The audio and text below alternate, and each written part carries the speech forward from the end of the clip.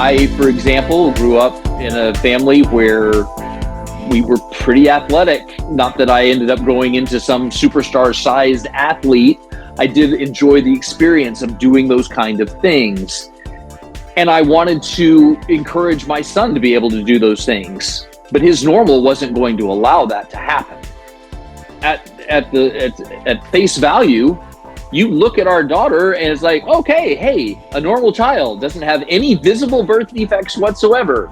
She's going to be normal.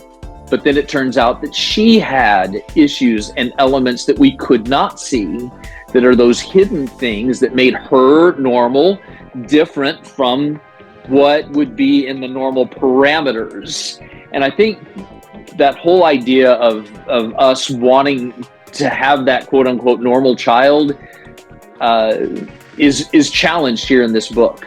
That's the voice of Chip Waggoner, who wrote the book M.I.P, or Miracle in Progress. He writes his family's story of raising a child with unique physical challenges. Yet the book is much more about faith, trusting God in extreme circumstances, realizing that God's possibilities are more than we can imagine, learning to follow God through each journey, and using those experiences to be lights in the world. Chip Waggoner is well known in the Dallas-Fort Worth area for his decades of waking us up on the Fox 4 television morning show. In this podcast, Chip and I explored the themes of his book and compare notes on how to put our faith into daily practice. I'm Cecil Taylor of Cecil Taylor Ministries, teaching Christians how to live a 7-day practical faith. Everything I do, whether podcasts, blogs, books, or video studies, is about taking our faith from Sunday into the rest of the week, applying scripture and faith to life situations. I'm also passionate about children and parents, as I've written a book entitled Unison Parenting, the comprehensive guide to navigating Christian parenthood with one voice. You can find out more about the book and a special online sale in the podcast notes, as well as much more about my ministry and how it can help your daily faith walk. In the Practical Faith Academy podcast, I add other voices with other life experiences to understand how they put faith into practice. Please subscribe to my podcast according to your listening platform's instructions. I welcome your comments and your sharing of this podcast with others. I'm joined now by Chip Waggoner, and most listeners don't realize I used to be a sportscaster and had my own production company at one point.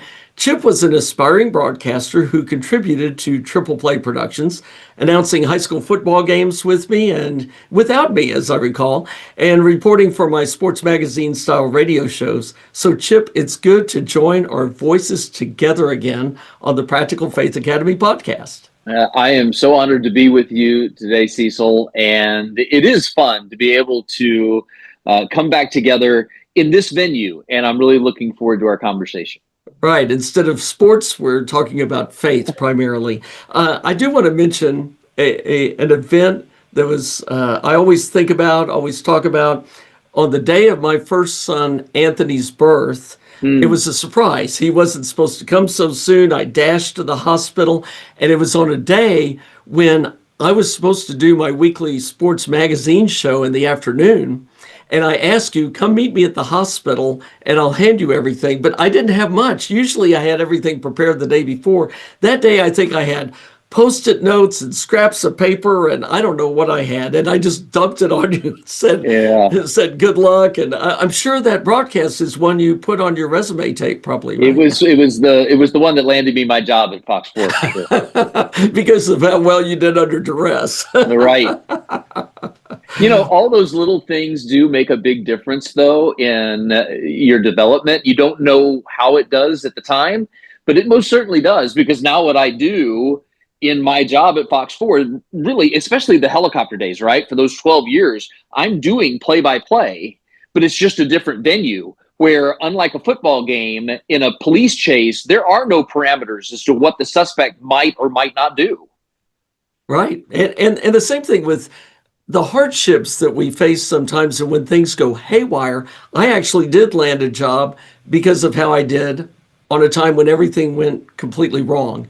And the decision maker said, I love the way you worked with that. You get the job. So There you go. yes, and really that's what we're talking about today. That's what's going to happen in our lives sometime, and we'll get to that in a moment. But I'd like to start off with this question: when I say 7-day practical faith, what does that mean to you? To me, that whole concept is something where I think about the awesomeness of our Creator and how He, in His creation, which is something I can't possibly fathom, wants nothing more than anything else to have a relationship with me, just as much as He wants to have a relationship with you and everything that He has created. And it is something that is mind blowing to me. So when I think about that whole concept, I think about being present in the awesomeness of God all the time instead of worrying about things that I've had in the past that haven't gone right, or things that where I have intentionally forgotten about God, or worrying about things in the future where I am not trusting God with all my heart, soul, mind, and strength about what could happen in the future, and forgetting that I am already in His hand and am safe and secure no matter what's going on around me. And so that's what I think about when I'm focusing on those words, is being present in the moment and being the light that God is calling me to be right here, right now. When my faith goes the best, it's when I trust God the most and when I worry the least and I'm in the moment, right? Yeah, Because I tend to be a worrywart, a little bit about the past, a lot about the future, and to just say, I'm not going to worry about that. I'm going to just be present with God right now and roll down the stream with Him. yeah. Do not be anxious for anything, but in everything give thanks. And that is so easy to say, right? When you have to put it in practice, though, it does become a different animal. And that's where I think we all struggle. And I feel like that's why we need a community of believers that we count on and trust in, so that we can talk about our frustrations, carry each other's burdens, encourage one another. I think those are some important things that also kind of come to mind when I think about that whole idea. I'm glad you brought up my favorite verse from Philippians 4, and I have to say that to myself all the time. You know, Chip, I've read your book, M.I.P. or Miracle in Progress, and I have to say it is a raw, honest book about the emotions, the hardships, and even the mistakes of parenting a child who has unique physical challenges. And you even give your daughter Kate a chapter to Mm-hmm. discuss what it was like to be overlooked in favor of Benjamin, your son, who needed special attention. So, what compelled you to make this book so honest and vulnerable? I feel like if I wrote a book and I said, "Hey, look at me. Aren't I great? I raised a kid with special needs and he came out okay." That is not being a light in the journey that God took me through. And I had to be honest, because I don't think the book can reach, and this is the ultimate goal. I want as many agnostics to read this book, see the story, see how God changed me, my thoughts, my life, and also in how He is using all of the things that happened that were warped in those days, and is bringing all of those things and making them all good. That's something that is undeniable, in my opinion, regarding this story.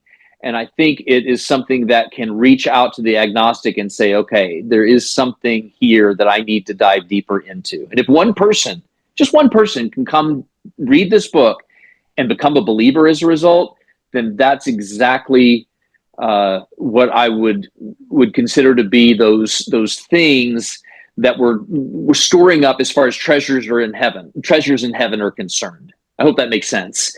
We're not supposed to be worried about the things that are of this world and putting all of our eggs into the basket of this world. We should be looking staying in the present. This is interesting. Staying in the present, but then also thinking about how, in being the light I'm being called to be, could change the eternal destination of people around me. That's huge, and that's what we're all called to do. Be that light in the darkness, and that's what I think this book does by being raw, by showing all of my flaws and all of the ways that God still used the whole thing and made it something awesome. Yeah, I think, Chip, that the book accomplishes that because you really speak to your lived experience. This is not a book that says you should believe this or that, Yes, and this particular theology or whatever. It says, this is what I lived.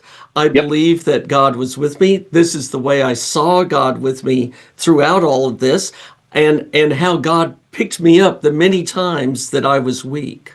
yes. He calls us to do one thing and one thing only: tell our story, right? Not tell Cecil's story, not tell anybody else's story, but tell our story. That's how he can use us in ways that we can't possibly imagine. And that's what I'm hoping for here by getting this book out. Let me take a moment to back up. I mentioned a little bit in the introduction to the podcast, but could you go ahead and tell again, explain Benjamin's situation in your own words? Sure, without giving away the book, Yeah, just enough. because I would like you to read the book. Yeah, so the synopsis of the story is my wife and I experienced a unique situation with our first child. Our son Benjamin was born with a bunch of unique challenges. Our doctors were tremendous in preparing us as best they could, but I did go through a lot of struggles that are in the book about coming to grips with the whole scenario, and even a supernatural experience that occurred for me in my wrestling with coming to grips with what was to come in the challenge of raising our child with special needs. He is a child who actually it's like two different things. His upper body is completely normal. His lower body is in an augmented state that would be considered abnormal because of all of the birth challenges and all of the things that happened in the womb. And this story focuses on me then coming to grips with all those situations, having the doctors, one doctor after another, go out of their way to help prepare us for the experience, relay ideas and thoughts about how we needed to treat our child, including the whole idea of what I consider to be normal is normal for me. What's going to be my son's normal is going to be something vastly different, and not to compare one to the other, and let him figure out what he's going to be able to do and not do. And I'm challenged throughout the book as I point out here, where I want to say, oh no, you can't do that, and then have to stop and go, wait, don't put him in a box. And then the story unfolds, and you get to see how Benjamin uses the things that God did give him, and he uses it to its utmost ability, and therefore ends up just accomplishing unbelievably crazy, awesome things. You know, Chip, I've talked to people about your book, and this whole thought of what is normal has really resonated with people. And Mm. maybe you're hearing that too. It keeps asking the question, what is normal? And could you elaborate a little bit more on how you and your family wrestled with that question of what is normal and going through an acceptance of what is normal? I think we all have this desire to see our children not only uh, rise up to what we did when we were growing up and the things that we accomplished and maybe build upon those things, but then to also exceed those preconceived notions of what we think success is. I, for example, grew up in a family where we were pretty athletic. Not that I ended up growing into some superstar sized athlete. I did enjoy the experience of doing those kind of things. And I wanted to encourage my son to be able to do those things. But his normal wasn't going to allow that to happen. And so changing my thoughts in that regard about what his normal was a huge paradigm shift. And then you start to think about some of the other things that happened in our life, including some of the what I call collateral damage with our daughter, where we think at face value, you look at our daughter and it's like, okay, hey, a normal child doesn't have any visible birth defects whatsoever. She's going to be normal. But then it turns out that she had issues and elements that we could not see, that are those hidden things that made her normal, different from what would be in the normal parameters. And I think that whole idea of us wanting to have that quote unquote normal child is challenged here in this book. We are all abnormal in some way, shape, or form. Why? Because God has made me unique to do things that nobody else can do. And here's what I mean. I'm convinced that I have been created to be a light for Christ, and that there are going to be people that I'm going to be uniquely qualified to reach, whether it's through my occupation, through this book, or through some other means, that some way, somehow, I'm going to be able to reach somebody that nobody else can. At that same time, Cecil, you were uniquely and wonderfully made so that you can go out and reach 1, 10, 100,000, 100,000, I don't know, people for Christ that nobody else can reach. And I think changing our thoughts of normal to identifying the strengths and challenges that each individual has, and then helping them hone their skills to then get themselves prepared for life, and to then be able to put them in that position, at least, to then launch to do what God's called them to do, is really what we should be working on.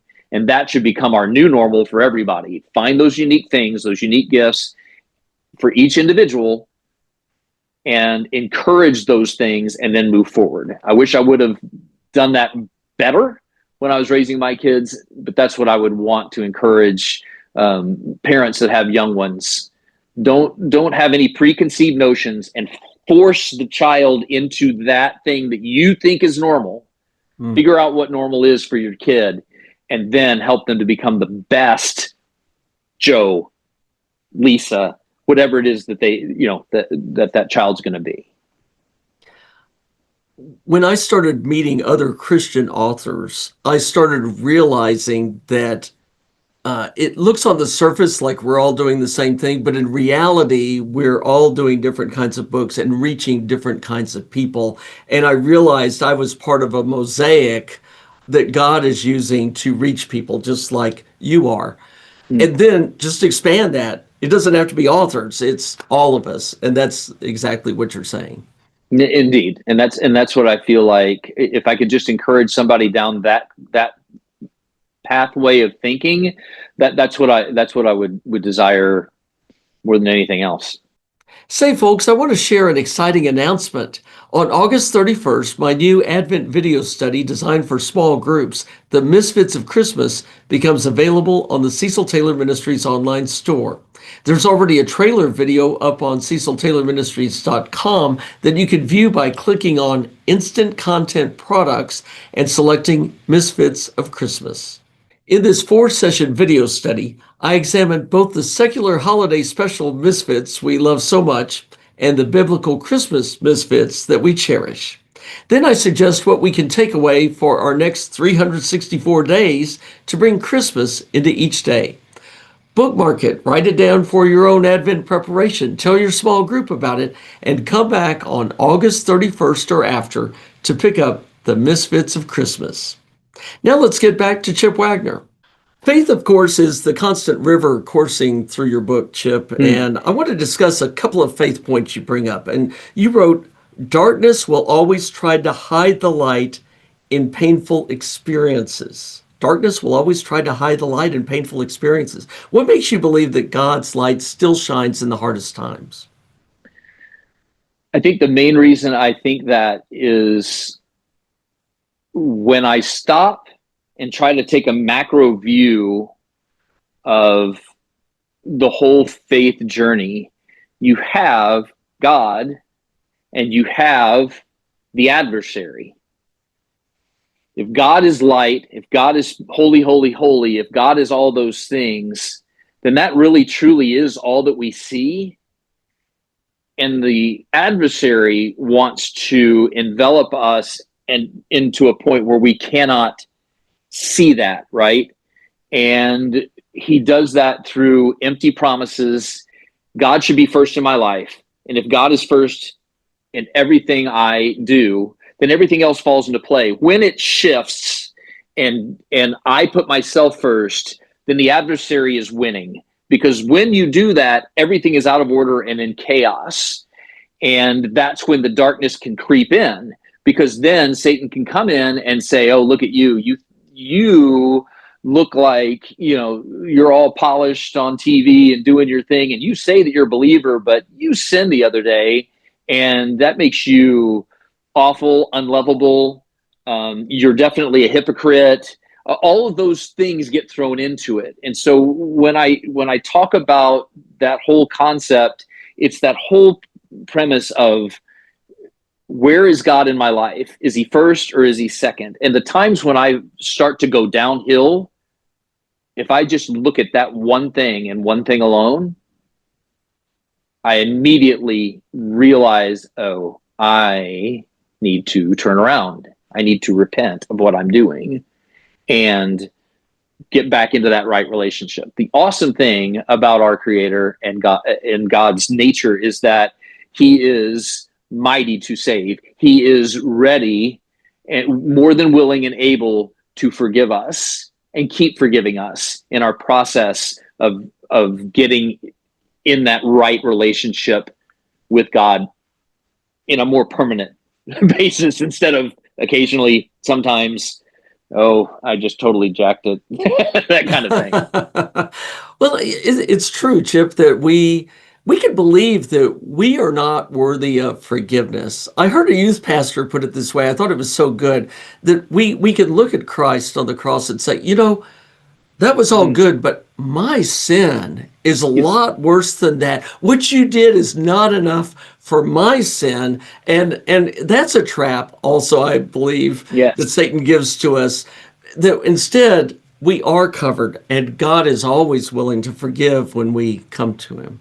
He is, and that's where the deceiver can really mess us up. And I think if we collectively, as a group of believers, would stop judging one another. Mm, Oh, he's got that problem. At least I don't have that problem. That's not going to help right. anything, right? Mm, It's hmm. loving that individual in spite of the things that you might know about him or her, and showing God's love to him or her that is going to actually help make the change. What your human reaction of being judgmental is nothing more than being the opposite of what Christ wants. Period. Right. God, Jesus came into this world and he showed how much he loved us, and that's how we should be living, not in a state of what the Pharisees were doing. Oh, I'm better than that. I'm following all these rules. It's just not going to work. No, it's not about rules. It's about coming to grips with the unconditional love that is so vast and so wide that God has for us that it's not even funny. And then coming to embrace that and then embrace one another in our flaws, to then help encourage one another. Be light, be salt, be those things that propel each other out of the dark state that we all are coming from. Because we all are coming from the dark state, right? I haven't Right. met anybody so far that's sinless except for Jesus, right? Yeah, yeah. And I was I think this is one of the biggest problems we have in society right now is the way that we judge each other. And I say society, I mean Christians. We are doing such a bad job at judging each other. I was teaching a Sunday school Mm. class the other day, and I was teaching on that passage where Jesus says, do not judge, take the plank out of your own eye so you can take the speck out of your brother's eye. And I said, what we do when we read this is we go, yeah, there's a bunch of judgmental people out there, and we just became judgmental.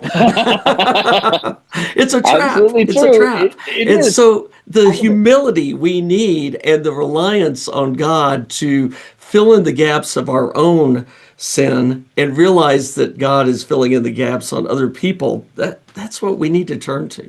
Absolutely. No doubt about it. And that's my hope is, again, in all of the venues that are out there that are faith first books, that we focus on that. How can we encourage one another and be light to one another, and not put them and propel them towards a darker state, right? Right, right.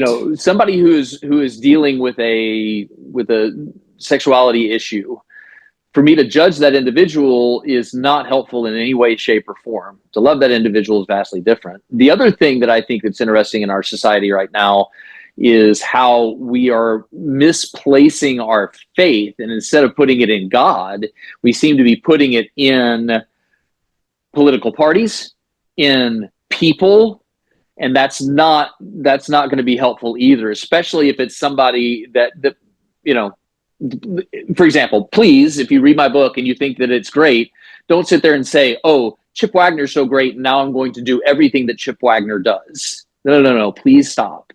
It's not about me. It's about getting in that right relationship with God, right, through Christ. So please just focus on that.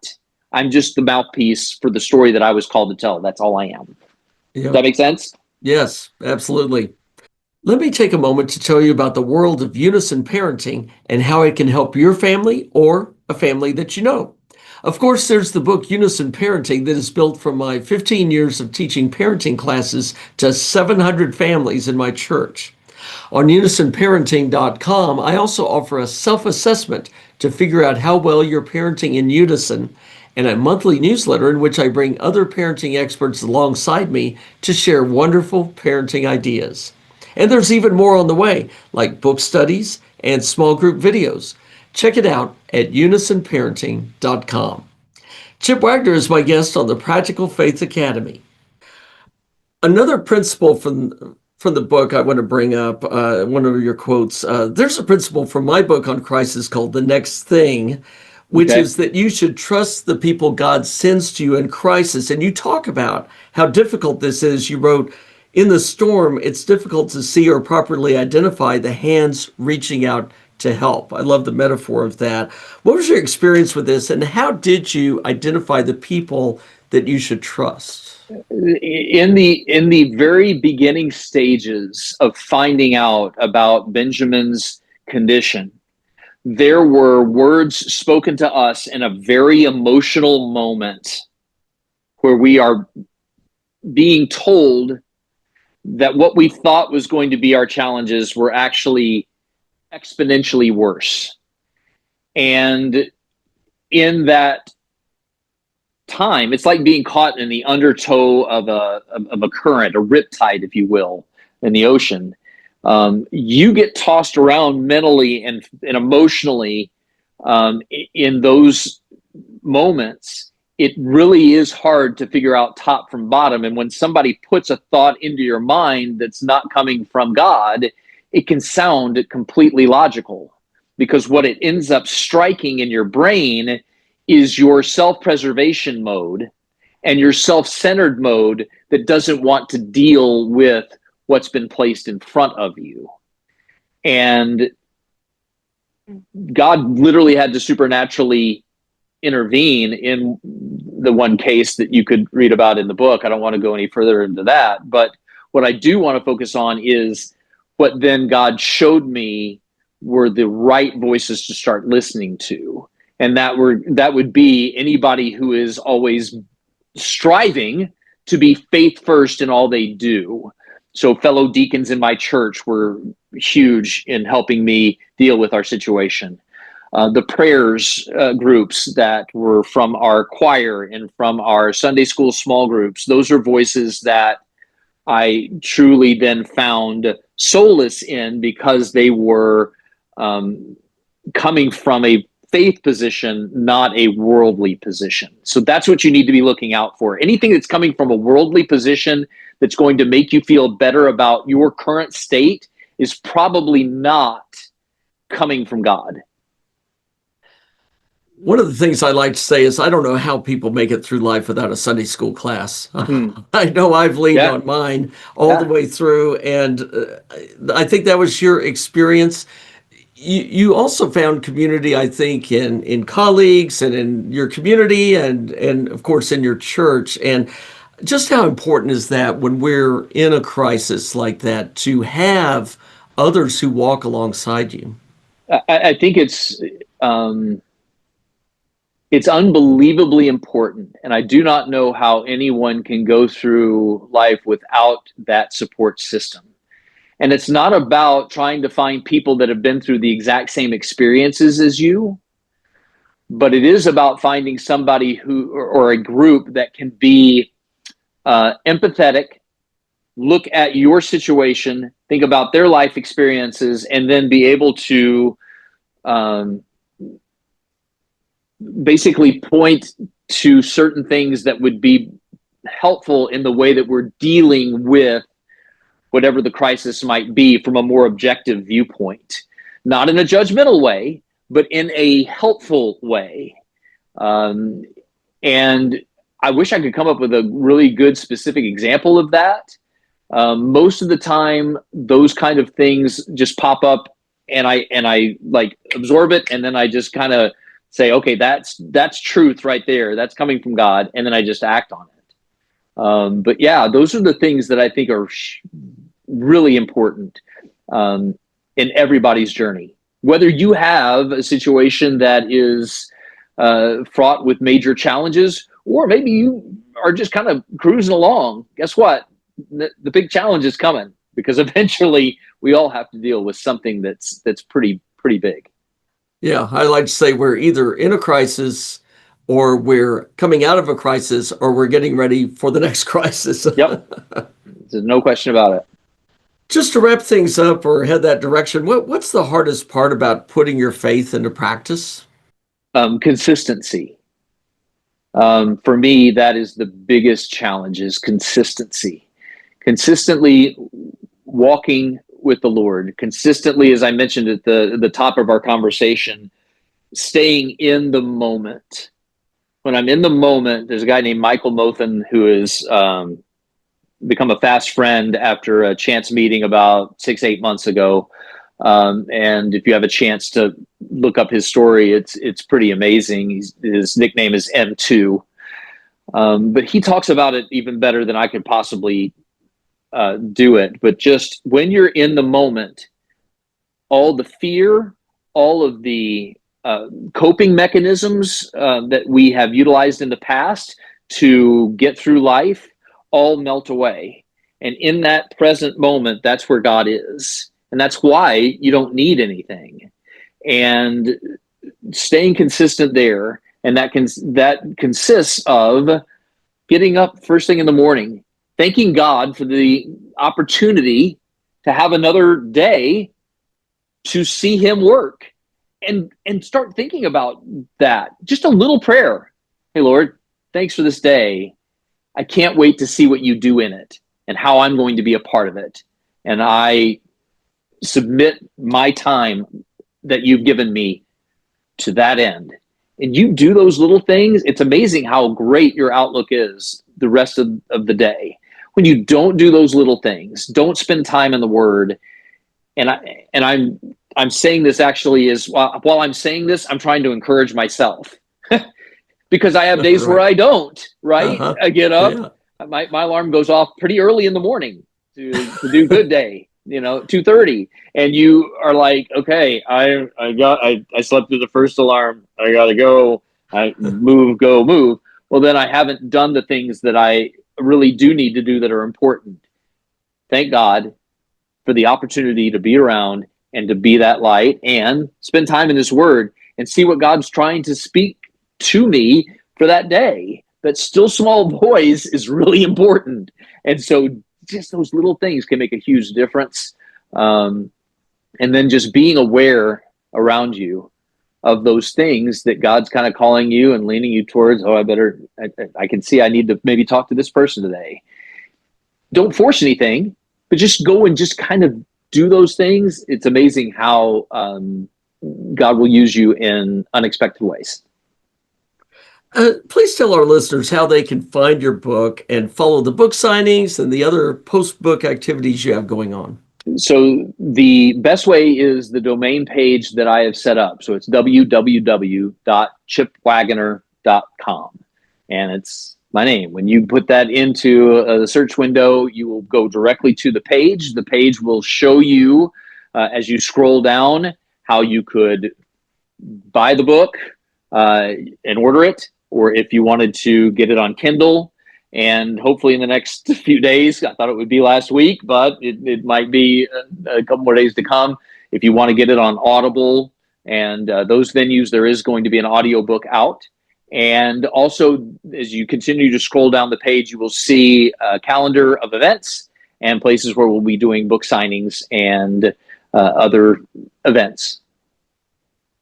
Chip, what a joy it is to talk to you again. It was more than 30 years ago that you and I were in broadcast booth with headphones on. Now we've got these little earbuds. We're sharing a different story, a different play-by-play, one of faith rather than of sports. Yeah, and I tell you what, I wish people could understand how far ahead of the times you were. You had actually come up with programs that were revolutionary in doing play-by-play. It's just that the timing wasn't just right. And I just wish so much that some people could have seen all of the revolutionary things that you were doing in that booth to make our broadcast so awesome. And I really do appreciate those days and remember them fondly. Triple Play Productions. So much fun.